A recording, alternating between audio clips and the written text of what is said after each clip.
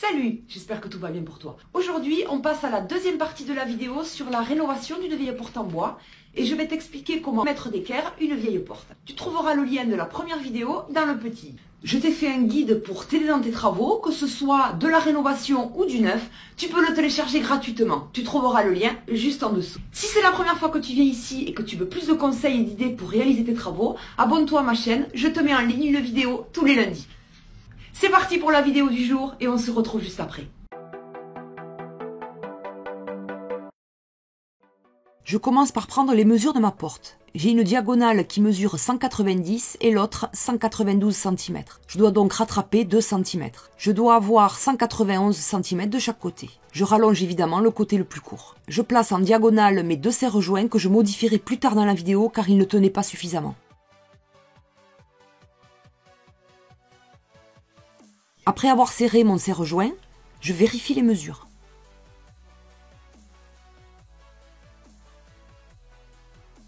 Je resserre le serre-joint et je remesure une dernière fois. Tu dois obtenir les mêmes mesures dans tes deux diagonales. Je trace sur du contreplaqué mon premier papillon et je le découpe. Je trace ensuite les autres papillons à l'aide du premier et je les découpe également. Mes 5 papillons sont prêts. Je dispose les papillons aux endroits où je vais les incruster.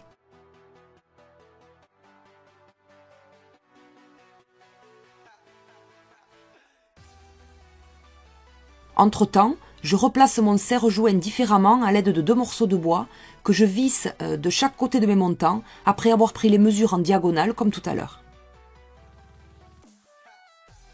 Je trace mon premier papillon sur la porte. Je suis désolée pour la qualité de la vidéo, mais j'ai eu un petit problème avec ma caméra. J'entaille tout le tour de mon papillon, la planche, c'est-à-dire la partie complètement plate du ciseau vers l'extérieur.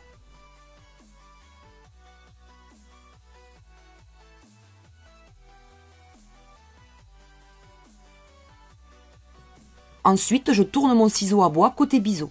C'est lui qui va être en contact avec le bois pendant le travail. Tu dois toujours travailler dans le sens des veines du bois pour ne pas l'abîmer. Pense également à enlever les copeaux au fur et à mesure pour avoir une meilleure vision de ton travail. Il vaut mieux faire avec le maillet des petits coups qu'un seul grand coup. Je continue à avancer petit à petit.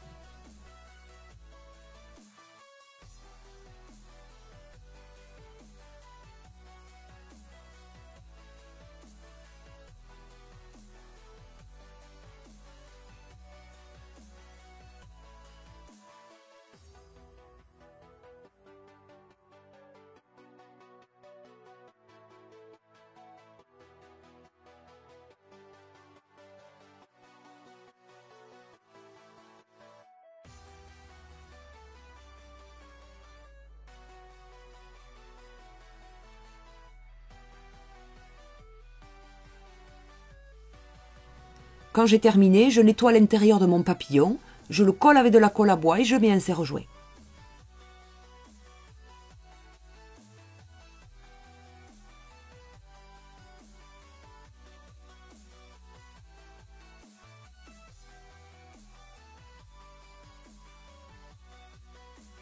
Une fois sec, j'enlève mon serre-joint et je mets de la pâte à bois.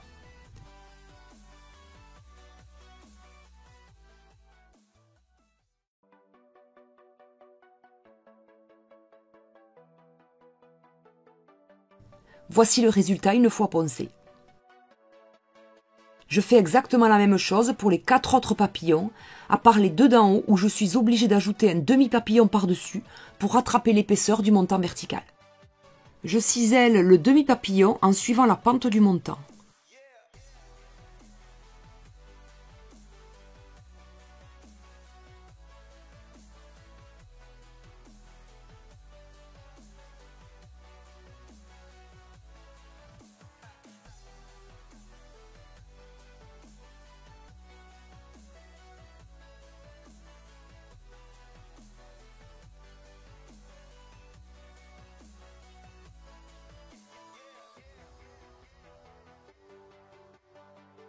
Une fois terminé, je ponce.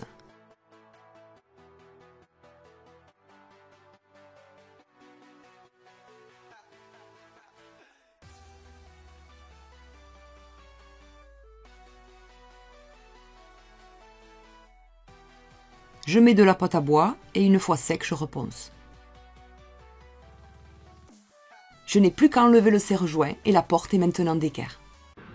Cette vidéo est maintenant terminée. Si elle t'a plu, laisse-moi un bon pouce en l'air qui claque. Et si tu veux plus de conseils et d'astuces pour réaliser tes travaux, n'oublie pas de t'abonner à ma chaîne.